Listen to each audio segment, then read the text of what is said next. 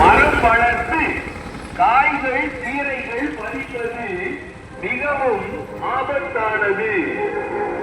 இடி மின்னல் உள்ள போது இயன்ற அளவு மின் சாதனங்களை மின் சுற்றில் இருந்து துண்டிப்பு செய்வதே நல்லது. மின்சாரத்தை அளவாகவும் கவனமுடனும் பயன்படுத்துவோம். மின்சாரம் சிறந்த ஊழியர்.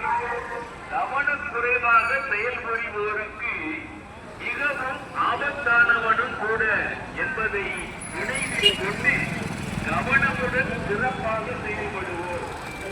மக்கள் நலம் கருதி தமிழ்நாடு மின் பகிர்மான கழகம், திருப்பூர் மின் பகிர்மான வட்டம்